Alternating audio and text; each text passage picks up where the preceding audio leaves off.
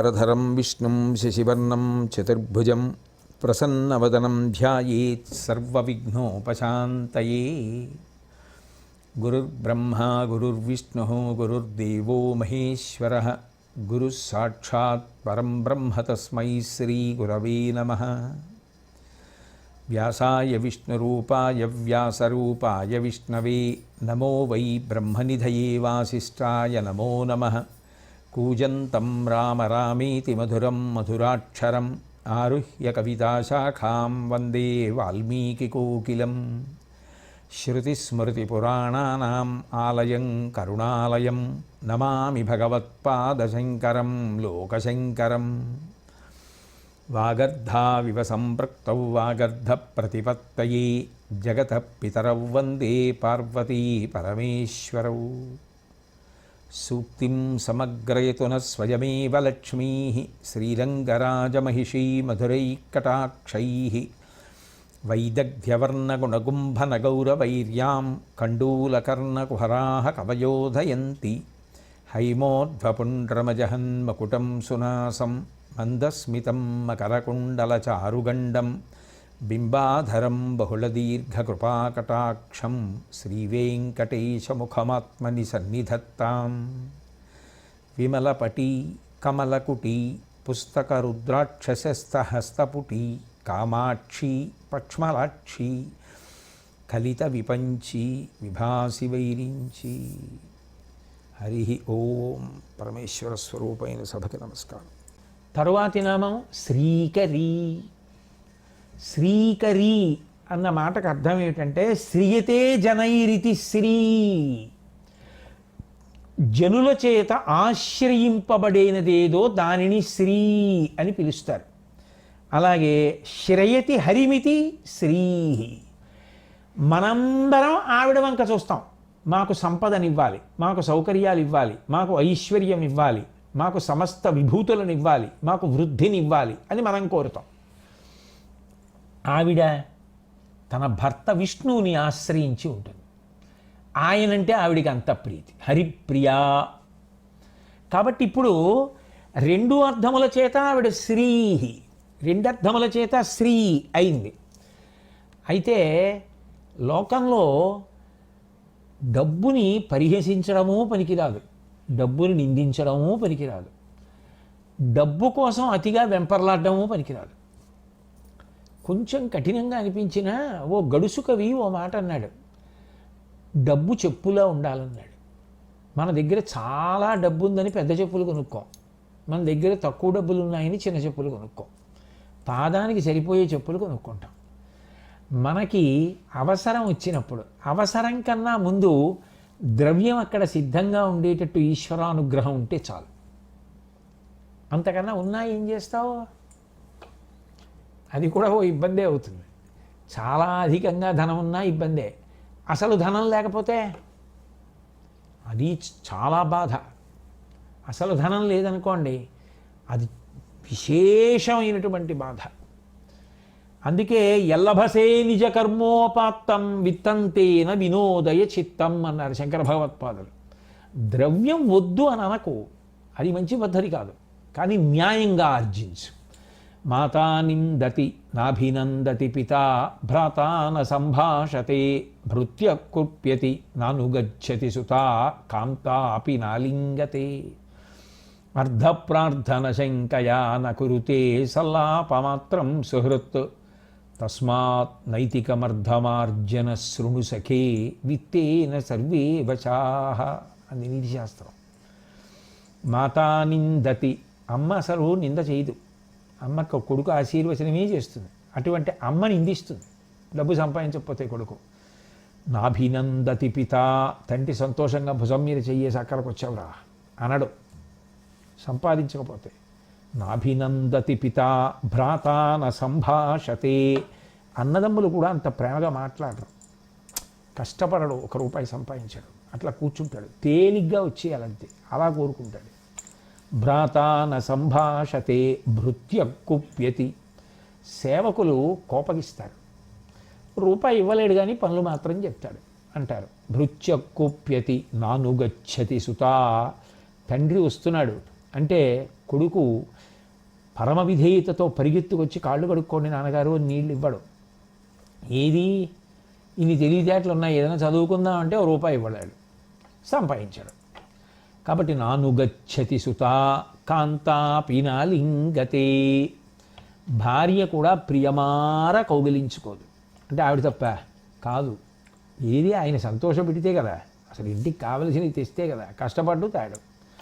కాంతా పీనాలింగతే అర్ధప్రార్థన శంకయా నకురుతే సల్లాపమాత్రం సుహృత్. ఆయన సుహృత్, ఆ స్నేహితుడు మంచివాడు, కానీ ఆయన ఇటువైపు నుంచి ఈయన వస్తుంటే ఆయన అటువైపు వెళ్ళిపోతాడు. ఈయన పలకరించి ఆయన చూడనట్టు ఉంటాడు. ఎందుకని ఎన్నాళ్ళు ఇస్తాడు అప్ప ఆయన మాత్రం. అందుకని నకురుతే సల్లాపమాత్రం సుహృత్ తస్మాత్ నైతికమర్ధమార్జన శృణు సఖీ. కష్టపడు, సోమరతనాన్ని వదిలిపెట్టి సోమరిగా కూర్చోకు, కష్టపడి సంపాదించు. లేకపోతే పురుష శబ్దం అన్వయం అవ్వదు. ప్రయత్నం ఉండాలి పురుషుడికి. సంపాదించు, సంపాదించి అందరినీ సుఖపెట్టు, సంతోషపెట్టు. నీతి మాత్రం తప్పకు. నీతి విడిచిపెట్టి సంపాదిద్దామని ఇప్పుడు అనుకోకు. తస్మాత్ నైతికమర్ధమార్జన శృణు సఖే. ఓ స్నేహితుడా, ఈ మార్గం తప్పకు. విత్తేన సర్వే వశాహ. ధనము చేత అన్నీ ప్రాప్తిస్తాయి, కానీ ధనాన్ని నింద చేయకుస్మా. శంకర భగవత్పాదులంతటి వారు కూడా ఎల్లభసే నిజ కర్మోపాత్తం విత్తంతేన వినోదయ చిత్తం. ఏదో లేదని మాత్రం బాధపడకు. నువ్వు కష్టపడితే నీకు వచ్చిన దాంతో సంతోషంగా ఉండు. అయితే పరదేవతకు ఉన్నటువంటి గొప్పతనం ఏమిటంటే ఆ లలితా పరాభట్టారికయే మహాలక్ష్మీ స్వరూపం. ఆ లలితమ్మ ఇవ్వలేనిది అన్నదేం లేదు. ఆవిడ అన్నీ ఇచ్చేస్తుంది. ఆవిడ లక్ష్మీ కటాక్షం కూడా ఇవ్వగలదు అనడానికి కాంచీపురంలో జరిగినటువంటి ఒక ప్రత్యక్షమైనటువంటి సంఘటనయే దానికి ఉదాహరణ. ఒకప్పుడు చంద్రవంశానికి సంబంధించినటువంటి రాజు ఉండేవాడు. ఆయన పేరు ఆకాశ భూపతి, ఆకాశరాజు. పద్మావతీదేవి తండ్రి ఆకాశరాజు ఎలాగో అలాగే ఆ కాంచీపుర ప్రాంతాన్ని పరిపాలించేటటువంటి చంద్రవంశపు రాజు పేరు ఆకాశరాజు. ఆయనకి బిడ్డలు లేరు. పైగా దేశమంతా క్షామం వచ్చింది. ఆయన కామాక్షి పరదేవతని ప్రార్థించాడు. అమ్మవారి అనుగ్రహం అంటే మామూలుగా ఉంటుందా? పురాకృత పుణ్యం లేకుండా పుత్రజననం ఎలా కలుగుతుంది, సంతానం ఎలా కలుగుతుంది? కామాక్షి పరదేవత అనుగ్రహించి పక్కకి తిరిగి చూసింది. ఎప్పుడు పక్కనే ఉంటాడు కదా విఘ్నేశ్వరుడు. ఆయన్ని చూసి ఒరేయ్ ఆ రాజుకి కొడుకుగా వెళ్ళు అంది. అంటే వినాయకుడు ఆ ఆకాశరాజుకి కొడుకుగా వచ్చాడు. ఆయన పేరు తుండీరరాజు అని పెట్టుకున్నాడు. ఆయన రాజ్యం చేస్తేనే ఆ మండలానికి తుండీర మండలం, తొండ మండలం అని పేరు వచ్చింది. వినాయకుడు పరిపాలించాడు. ఆ తుండీరరాజు అన్న పేరుతో, తుండీరుడు అన్న పేరుతో విఘ్నేశ్వరుడే కొడుకుగా పుట్టాడు ఆకాశరాజుకి. పసిపిల్లవాడు పాకుతున్నాడు. ఈ రాజు మొక్కుకున్నాడు, నాకు కొడుకు పుడితే అన్నదానం చేస్తాను, పాయసాన్నం పెడతాను. అందుకని చెప్పి అందరినీ పిలిచాడు, అన్నం పెడుతున్నాడు. కానీ మనసులో బాధ ఉంది. కొడుకు పుట్టాడు, కానీ దేశంలో ఇంకా క్షామం ఉందే, బాధపడుతున్నారే ప్రజలని. ఈలోగా రాజుగారి భార్య ఏం చేసిందంటే, ఆ కామాక్షి పరదేవత అనుగ్రహంతో నాకు కొడుకు పుడితే వంటవాళ్ళు, ఇతర సేవకులు, బంధువులు వీళ్ళు మాత్రమే వంట చేయడం ఏమిటి, నేను సాయం చేస్తానని చెప్పి పొట్టు పెసరపప్పు పాయసంలో వేయడం కోసమని చెప్పి చేత్తో పట్టుకుని ఆ పప్పు నలుపుతుంటే ఆవిడ ఉంగరాలు ఒరుసుకుని ఒక బంగారపు తునక అందులో పడింది. ఈ పెసరపప్పు పట్టుకెళ్ళి పాయసాన్నంలో వేశాడు. ఉడికిపోయిన తర్వాత దీన్ని తీసుకొచ్చి సువాసినులందరినీ కూర్చోబెట్టి వడ్డిస్తున్నారు. ఇప్పటికీ అది ఒక పెద్ద సంప్రదాయం, పెద్ద నమ్మకం ఉంది. కామాక్షి ఒకరు, పద్మావతి ఒకరు, వీళ్ళందరూ సువాసిని భోజన పంక్తిలోకి వచ్చి కూర్చుని తింటారు అని. కామాక్షి కూడా వచ్చి కూర్చుంది. ఈ రాజుగారి భార్య అందరికీ పాయసాన్నం వడ్డించి, బంగారు తునక పాయసంలో ఎక్కడ పడిందో ఆ పాయసమే కామాక్షి పరదేవతకి వెళ్ళింది విస్తట్లోకి. ఆవిడ తింది. ఆవిడ కుక్షిలోకి వెళ్ళింది ఆ తునక. ఆ తునక కుక్షిలోకి వెళ్ళగానే ఆవిడ పొంగిపోయింది. నాకు పాయసాన్నం పెట్టడమే కాదు బంగారు తునకతో పాయసాన్నం పెట్టావు అని సంతోషించింది. సంతోషించగానే తుండీర మండలం అంతా కూడా బంగారు వర్షం పడింది. బంగారు తునక పడింది కదా. ఆశ్చర్యపోయాడు రాజు. ఇదేంటి బంగారు వాన కురుస్తోంది ఏమిటి అని తెల్లబోయాడు. అంటే కామాక్షి పరదేవత అనుగ్రహం తల్లి ఎక్కడో ఉంది ఇక్కడే. ఈ పిల్లవాడు మరి విఘ్నేశ్వరుడు కదా, ఆయన గుర్తుపట్టడు తల్లిని. ఆయన పాక్కుంటూ గబగబా వెళ్ళి అమ్మ ఒళ్ళో కూర్చొని ఈవిడే కామాక్షి మా అమ్మ అన్నాడు. అనగానే అందరూ లేచి తల్లికి నమస్కారం పెట్టారు. ఆవిడ అంతర్ధానం అయిపోయింది. ఆ వినాయకుడే తుండీర మహారాజ్. ఇప్పటికీ కూడా కాంచీపురంలో కామాక్షి పరదేవత దేవాలయంలో ఉత్సవ కామాక్షికి ఎదురుగుండా ఉంటాడు, ఇలా రెండు చేతులతో నమస్కారం చేస్తూ. తుండీర మహారాజు ఆయన వినాయకుడు. ఎప్పుడూ అమ్మవంక చూసి నమస్కారం చేసి ధ్యానం చేసుకుంటూ ఉంటాడు. అందుకే ప్రదక్షిణం చేసేటప్పుడు ఆ స్వర్ణ శ్రీచక్రం, పూర్వం ఆ స్వర్ణకామాక్షి ఉండేది. ఆ స్వర్ణకామాక్షి ఉన్న చోట చంద్రశేఖరేంద్ర సరస్వతి మహాస్వామి వారు సువర్ణ శ్రీచక్రం వేశారు. అటువైపుకు వెళ్ళిపోతున్నప్పుడు ఆ తుండీర మహారాజు ఉన్నటువంటి ప్రదేశం దాకా వెళ్ళగానే ఉత్తరీయాన్ని తీసి ఇలా పెట్టుకుంటారు. ఎందుకని అంటే గబుక్కన మాట్లాడతామేమో, ఆయన ధ్యానంలో ఉంటాడు వినాయకుడు. ఉండి కామాక్షి పరదేవతని చూస్తూ ఉంటాడు. ఆయనకి ఇబ్బంది కలగకూడదని ఉత్తరీయం నోటికి అడ్డు పెట్టుకుని పెడతారు తుండీర మహారాజు పక్క నుంచి. అథవా మాట్లాడకుండా పెడతారు. కాబట్టి ఆ తల్లి స్వర్ణముష్టి కురిపించలా, లక్ష్మీదేవి అయి అనుగ్రహించలా. మూకపంచశతిలో మూకశంకరులు ఒక అద్భుతమైన శ్లోకం చేశారు, ఆ స్వర్ణవృష్టి ప్రదాత్రి అంటూ. అందులో అన్నారు, ఖండీకృత్య ప్రకృతి కుటిలం కల్మషం ప్రాతిభశ్రీ శుండీరత్వం నిజపదజుషాం శూన్యతంత్రం దిశంతి తుండీరాఖ్యే మహతి విషయే స్వర్ణవృష్టి ప్రదాత్రి చండీదేవి కలయతిరతిం చంద్రచూడాలచూలి అన్నారు. కామకోటి పీఠాధిపత్యం వహించిన నడిచే దేవుడిని పేర్గాంచిన మహాపురుషులు చంద్రశేఖరేంద్ర సరస్వతి మహాస్వామి వారికి ఎంత ఇష్టమో ఈ శ్లోకం. తరచుగా దీన్ని ఉటంకిస్తుండేవారు ఆయన. ఖండీకృత్య ప్రకృతి కుటిలం కల్మషం ప్రాతిభశ్రీ శుండీరత్వం. మూకశంకరులు అంటున్నారు, ఏ పని చేయకుండా సోమరిపోతుతనంగా కూర్చోవడం అనేటటువంటిది మనిషికి ఎందువల్ల అబ్బుతుంది అంటే, ప్రకృతి కుటిలం, గత జన్మలలో చేసినటువంటి గొప్ప పాపం ఉంటే ఆ పాపం మనిషిని పని చెయ్యనివ్వదు. శక్తి ఏమవుతుంది? ఉంటుందా? మాకురు ధనజన యవ్వన గర్వం హరతి నిమేషత్కాల సర్వం మాయామయమిదమఖిలం హిత్వా బ్రహ్మపదం త్వం ప్రవిశ విదిత్వా. గౌరవం ఎలా? ధనార్జన ఎలా? భార్యాబిడ్డల పోషణ, వాళ్ళ క్షేమం, వాళ్ళ మర్యాద ఎలా? ఆలోచించడు. ఎందుకని అని అడిగారు. అంటే మూకశంకరులు అంటున్నారు, ప్రకృతి కుటిలం.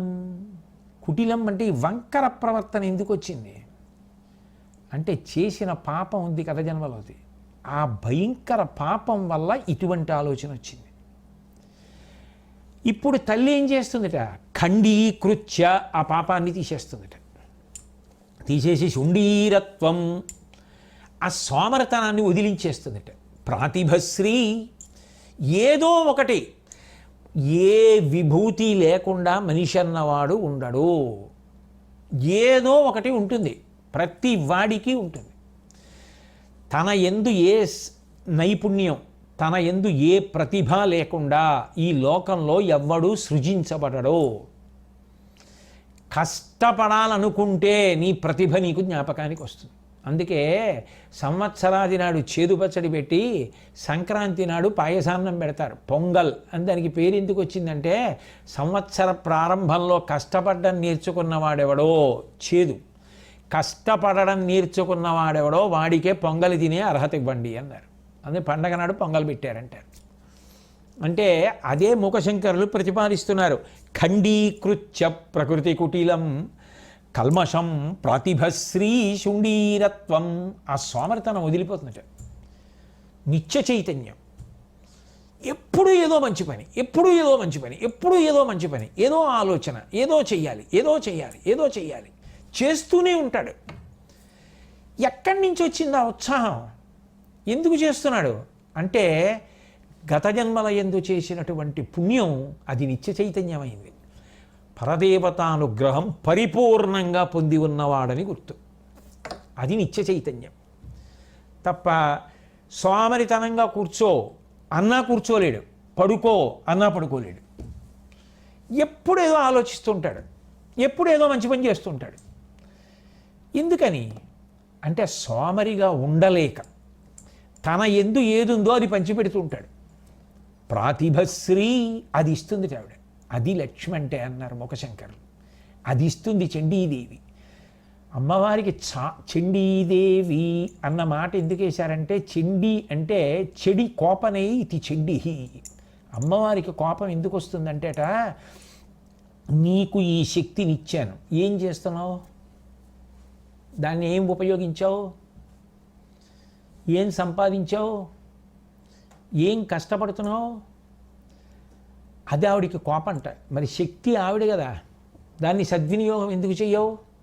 ఆవిడ పరమ సంతోషం ఎవరి ఎందు పొందుతుందంటే ఆవిడ ఇచ్చిన శక్తిని సద్వినియోగం చేసి 10 మంది అభ్యున్నతి కోసం బ్రతుకుదామని నిరంతరం ఏవో మంచి పనులు చేసేవాళ్ళు ఉంటారే, వాళ్ళని చూసి పరవశించిపోతుందిట. ఇంకా ఇంకా ఇస్తూ ఉంటుందిట వాళ్ళకి. అసలు ఆలోచన ఎందుకు వస్తుందన్నారు, వాడు పురాకృత పుణ్యం ఉన్నవాడన్నారు, వాడు మహాపుణ్యాత్ముడు. అందుకే వాడికి ఆ నిత్య చైతన్యం, ఎప్పుడూ ఆ సంతోషం, ఎప్పుడూ ఏదో చేస్తూ ఉంటాడు. కాబట్టి ఖండీకృత్య ప్రకృతి కుటిలం కల్మషం ప్రతిభశ్రీ శుండీరత్వం నిజపదజుషాం శూన్య తంద్రం దిశంతి తుండీరాఖ్యే మహితి విషయే స్వర్ణవృష్టి ప్రదాత్రి. తుండీర మండలంలో అమ్మా నువ్వు స్వర్ణవృష్టి కురిపించావు, అటువంటి తల్లివి. చండీదేవి కలయతిరతిం చంద్రచూడాల చూలి. అబ్బా ఏమి మాటలండి, చంద్రచూడాల చూలి. చంద్రవంక పెట్టుకున్నవాడి ఇల్లాలు కామాక్షి పరదేవత. అమ్మ నువ్వే మహాలక్ష్మి, ఇక వేరే ఉంటారా? నువ్వే మహాలక్ష్మి. అందుకే శంకరాచార్యుల వారు కనకధారా స్తోత్రం చేస్తూ గిర్దేవతేతి గరుడధ్వజ సుందరేతి శాకాంభరీతి శశిశేఖరవల్లభేతి సృష్టిస్థితి ప్రళయకేళిష సంస్థితాయై తస్మై నమస్త్రిభువనైక గురోస్తరుణ్యై అన్నారు. ఆ తల్లి ఎవరు? గిర్దేవతేతి, ఆవిడే సరస్వతి. గరుడధ్వజ సుందరీతి, గరుడ వాహనం మీద వెళ్ళే శ్రీ మహావిష్ణువు యొక్క ఇల్లాలు. శాకాంబరీతి, మధ్యలో ఆవిడెందుకు వచ్చింది అంటే పరమదయ కలిగి అప్పటికప్పుడు కూరలు అన్నం పెట్టింది. శాకాంబరి నువ్వే. శశిశేఖర వల్లభేతి, నువ్వే పార్వతి. వేరువేరుగా ఉంటారా? ఉండరు. ఉన్నది ఒక్కటే. ఆ ఒక్క పదార్థమే ఇమ్మిగా మారి ఎప్పుడు ఏది కావాలంటే అది అనుగ్రహిస్తుంది. ఆవిడే సరస్వతి, ఆవిడే లక్ష్మి. నీకేది కావాలో అది ఇచ్చేస్తుంది. కాబట్టి అట్లా ఇవ్వగలిగినటువంటి తల్లి.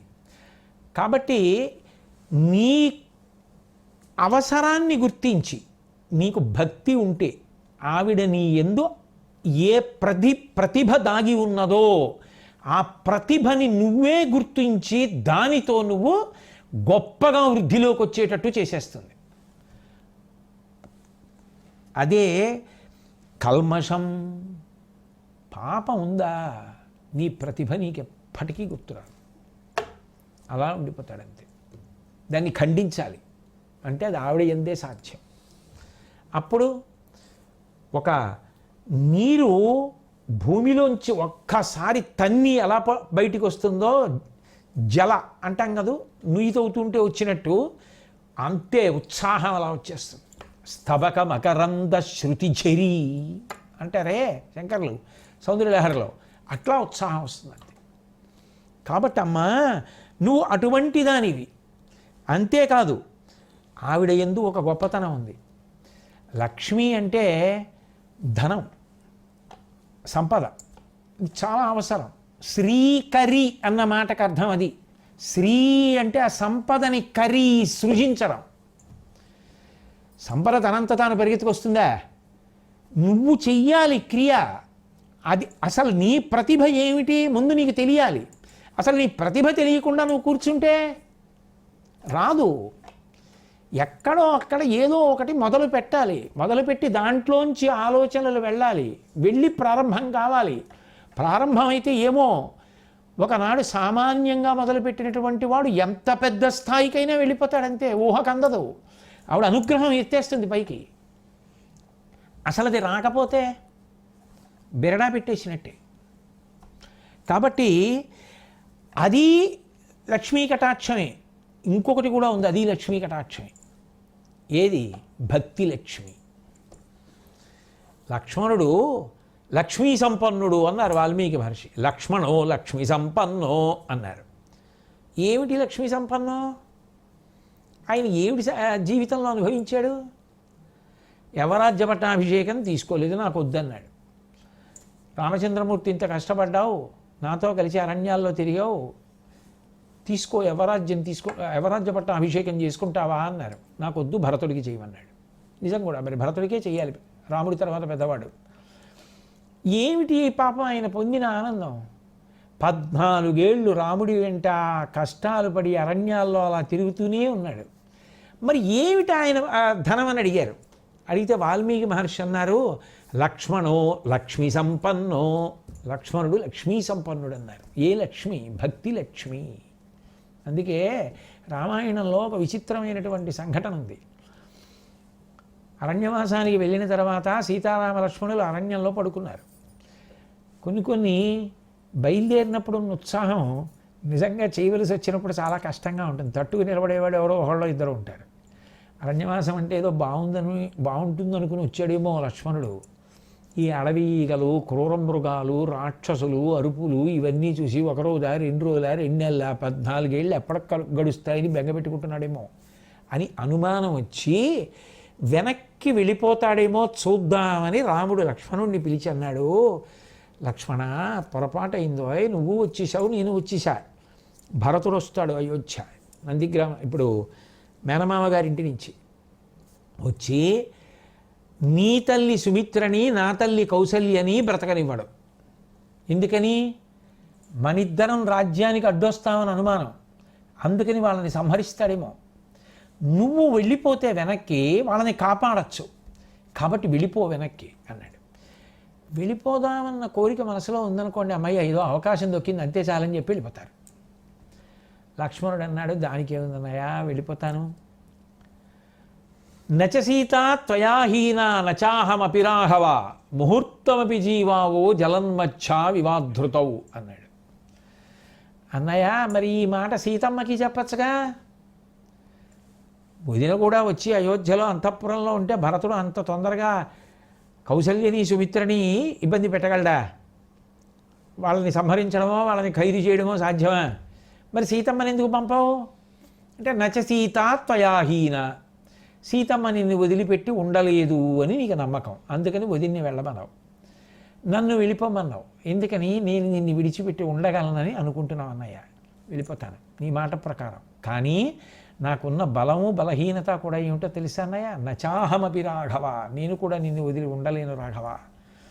ముహూర్తమపి జీవావో జలన్మచ్చా వివాధృతౌ, బాగా నిండుగా గట్టుకు తగిలేటట్టుగా ప్రవహిస్తున్నటువంటి నీటితో కూడుకున్నటువంటి చెరువు లోపల ఆడుకుంటున్నటువంటి చేపని ఒకదాన్ని ఒడ్డున కూర్చున్న వ్యక్తి చెయ్యి పెట్టి పట్టుకుని తీసి ఒడ్డున ఉన్న మట్టి మీద పాడేస్తే ఒంటి మీద ఉన్నటువంటి తడి ఎంతసేపు ఉంటుందో అంతసేపు బ్రతికుండి గిలగిలా కొట్టుకుని ఎగిరిగిరి కింద పడి తడి ఆరిపోగానే తన ప్రాణాన్ని విడిచిపెట్టేసేటటువంటి చేపలా నేను వెళ్ళిపోతున్నప్పుడు వెనక్కి తిరిగి చూస్తే ఎంతసేపు నువ్వు కనపడతావో అంతసేపు ప్రాణాలతో ఉండి నువ్వు కనపడకుండా పోగానే నేను ప్రాణం వదిలేస్తానన్నాయా, నిన్ను వదిలి ఉండలేనన్నాడు. అది ఆయన భక్తి లక్ష్మి. రాముణ్ణి వదిలిపెట్టవలసి వస్తే సరయూ ప్రవేశం చేసేశాడు చిట్ట చివరి ఉత్తరకాండలో. అది భక్తి లక్ష్మి. భగవంతుణ్ణి విడిచిపెట్టి ఉండలేని లక్షణం ఉన్నదే, ఆయన మాట శిరోధార్యం అని చెప్పి ఆయన యందు అంత భక్తితో బ్రతకగలిగితే అది గొప్ప లక్ష్మి. ఆ భక్తి ఏం చేస్తుందని అడిగారు.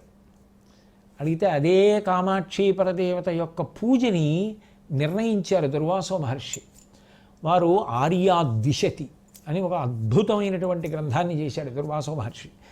ఆయన ద్విశతిలో ఒక మాట అన్నారు, భార్యాం రక్షతు గౌరీ పాయాత్ పుత్రాంశ్చ బిందుగృహపీఠ శ్రీ విద్యా చ యశో మే శీలం చావ్యాక్షిరం మహారాజ్ఞి అన్నాడు. అమ్మవారి యందు ఎవరు భక్తితో ఉన్నాడో, ఎవరు ఆ లలితాపరాభట్టారికా స్వరూపానికి నమస్కరించి ఆ తల్లి నన్ను కాపాడుతుందనేటటువంటి విశ్వాసంతో ఉన్నాడో, అటువంటి వాడి భార్యకి జాతకంలో ఎన్ని గండాలున్నా, ఎన్ని అనారోగ్యాలు వచ్చినా వాడి భార్య జారిపోకుండా ఆవిడ చూస్తుందిట. ఎందుకనంటే వాడి ఎడం భుజం మీద ఉత్తరీయం జారిపోతే వాడికి ఇష్టమైన హోమాలు ఎలా చేస్తాడు, మంగళప్రదుడుగా ఎలా నిలబడతాడు నలుగురిలో. అందుకని వాడిని మంగళప్రదుడిగా ఉంచుతాను, వాడి భార్యని జారిపోనివ్వనని ఆయుర్దాయం అందుకిస్తుందిట. భర్త యొక్క భక్తికి భార్య గండములో తీసేస్తుందట. అందుకని భార్యాం రక్షతు గౌరీ, గౌరీదేవి అయి ఇస్తుందిట. మరి గౌరీ పూజ చేసి కదూ పెళ్లిపీటల మీదకి వెళ్ళడం. అందుకని ఆ గౌరీ ఏం చేస్తుందంటే ఈయనని మంగళప్రదుడిగా ఉంచడం కోసం ఆ భార్య గండాలు తీసి ఆయుర్దాయం ఇస్తుంటుంది. అట్లాగే పాయాత్ పుత్రాంశ్చ బిందు గృహపీఠ, శ్రీచక్రం యొక్క బిందు స్థానంలో ఉండేటటువంటి అమ్మవారుట ఆయనకి కొడుకుల్ని, కూతుళ్ళని, మనవల్ని, మనవరాళ్ళని ఇచ్చి వాళ్ళందరినీ నిరంతరం కంటిని రెప్ప కాసుకున్నట్టు కాసుకుని కాపాడుతుంటుందిట. ఎందుకని అంటే, అయ్యో వాడికి ఇవ్వకపోతే ఇంకెవరికి ఇవ్వను, వాడికి నాకు ఇది లేదన్న బాధ ఉండకూడదు, నాకు మనవాళ్ళు లేడు, నాకు మనవరాలు, ఇటువంటి మాటలు వాడి నోటం బట్టి రాకూడదు. అందుకని అవసరమైతే ఇద్దరిని ఒకసారి ఇవ్వగలదేమో. అందుకని ఆ తల్లి ఏది చేయలేదు కనుక, అందుకని దుర్వాసో మహర్షి చెప్పిన మాట, అమ్మవారి యందు నీకు భక్తి ఉన్నదని గుర్తు ఏమిటంటే ఇవి జరుగుతాయని చెప్పారు. కాబట్టి పాయాత్ పుత్రాంశ్చ బిందు గృహపీఠ శ్రీ విద్యా యశో మే, దిగ్దిగంతములు వ్యాపించేటటువంటి కీర్తి కలుగుతుంది. అది ఆయన కోరుకున్నది కాదు. ఆయన నాకు కీర్తి కావాలని ఎప్పుడూ అనుకోలేదు. ఒక్కొక్కప్పుడు ఆ కీర్తి లంపటం అనుకున్నాడేమో, కానీ వద్దన్న కీర్తి వెంటపడుతుందిట. ఎందుకంటే శ్రీ విద్యాస్వరూపమై అంత కీర్తినిచ్చి ఆయన గురించి అంత గొప్పగా మాట్లాడుకుంటుంటే, నా బిడ్డనంత కీర్తివంతుడిని చేశానని ఆవిడ పొంగిపోతుందిట. శ్రీ విద్యా చ యశో మే శీలం చావ్యాచిరం మహారాజ్ఞి, లలితాపరాభట్టారికా స్వరూపమై గొప్ప సంప్రదాయజ్ఞుణ్ణి, ఆచారం నియమ నిష్టలు కలిగినటువంటి వాడిని, సత్ప్రవర్తన కలిగినటువంటి వాడిగా తయారు చేస్తుందట. ఇన్ని అమ్మ ఎందుకు ఇస్తున్నావో తెలుసా, భక్తి లక్ష్మి వాడికుంటే నువ్వు ఇన్నింటిని అనుగ్రహిస్తున్నావు. కాబట్టి ఆ భక్తి ఉన్నదా వాడికి కట్టకడపటి ప్రయోజనం ఏమిటి అంటే, మూకశంకరులు అన్నారు, వాడు ఇహ పుట్టడం అసంభవం అని చెప్పడానికి ఆయన వేసిన ఉపమానం అసాధారణం. జంతోస్తవపద పూజన సంతోష తరంగితస్య కామాక్షి బంధో యది భవతి పునః సింధో రంభస్సు భ్రమీతి శిలా అన్నారు.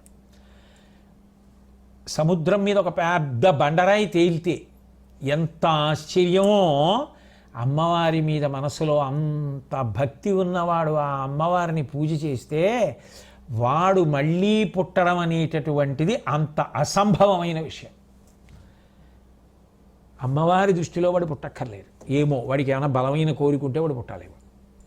కాబట్టి ఎంతో స్తవపద పూజన సంతోష తరంగితస్య కామాక్షి బంధో యది భవతి పునః సింధో రంభస్సు భ్రమీతి శిలా. ఆవిడ మీద నమ్మకం ఉంటే అన్ని ఇచ్చేస్తుందట. ఆర్యాద్విశతిలో దుర్వాసో మహర్షి అని, సౌందర్యలహరిలో శంకర భగవత్పాదులు చెప్పింది అంతే. అమ్మవారి సేవ చేసినటువంటి వాడు సరస్వత్యా లక్ష్మ్యా విధిహరి సపత్నో విహరితే రతే పాతివ్రత్యం శిథిలయతి రమ్యేన వపుషా చిరంజీవన్నే వక్షపిత పశుపాశవ్యతికర పరానందాభిక్యం రసయతి రసం తద్భజనవాన్. గిరామాహుర్దేవి, ఆ తల్లే కదా సరస్వతీదేవైనా ఆవిడే, లక్ష్మీదేవి అయినా ఆవిడే. హరసహచరీ మద్రినిలయాం, ఆవిడే శంకరుడి యొక్క ఇల్లాలు. అలాగే హరిపత్ని పద్మావతి, ఆమెయే, అన్నీ ఆవిడే. ఎప్పుడు ఎవరిని ఎలా అనుగ్రహించాలనుకుంటే అలా అనుగ్రహిస్తుంది. అందుకని కామాక్షి ఒకప్పుడు మహాలక్ష్మీ స్వరూపంతో తుండీర మండలాన్ని అంతటినీ కూడా అనుగ్రహించింది. కాబట్టి ఆ తల్లి శ్రీకరి. నీకు ఆ విభూతినిచ్చి నీకు కావలసిన వాటినన్నిటినీ అనుగ్రహించగలిగిన తల్లి ఎవరో అటువంటి మహాలక్ష్మీ స్వరూపమే శ్రీకరి. ఆ పేరంత గొప్పది శ్రీకరి. శ్రీకరి ఎక్కడుంటే అక్కడ జాడ్యం ఉండదు. జాడ్యము అన్న మాటకి అర్థం ఏమిటి అంటే ఏదో భయం, ఏమీ చేయకుండా కూర్చోవడం. అందుకే అమ్మవారి పూజ చేస్తే అది పోతుందంటారు. అవిద్యానామంతస్తిమిరమిహిరోద్దీపనగరి జడానాం. జడత్వం అంటే ఏమిటి? స్పందన లేకుండా అలా పడి ఉండడం. జడానాం చైతన్య స్తబక మకరంద శృతి చెరి. మళ్ళీ అంతటి మహానుభావుడు హనుమ. ఆయన్ని పూజ చేస్తే బుద్ధిర్బలం యశోధైర్యం నిర్భయత్వం అరోగత అజాడ్యం వాక్పటుత్వం చాహనూమత్ స్మరణాత్ భవేత్. ఆయన ఇస్తారు. మళ్ళీ దైవస్వరూపాలు కామాక్షిస్తుంది, అందరూ ఇస్తారు. ఒక ప్రమిదలో దీపాలవన్నీ. కాబట్టి ఆ తల్లి శ్రీకరి. మంగళాశాసనపరై మదాచార్య పురోగమై సర్వైశ్చ పూర్వైరాచార్యై సత్కృతాయాస్తు మంగళం. మంగళం కోసలేంద్రాయ మహనీయ గుణాత్మనే చక్రవర్తి తనూజాయ సర్వభౌమాయ మంగళం. ఉమాకాంతాయ కాంతాయ కామితార్థప్రదాయినే శ్రీగిరీశాయ దేవాయ మలినాథాయ మంగళం. సర్వం శ్రీ ఉమామహేశ్వర పరబ్రహ్మార్పణమస్తు. స్వస్తి.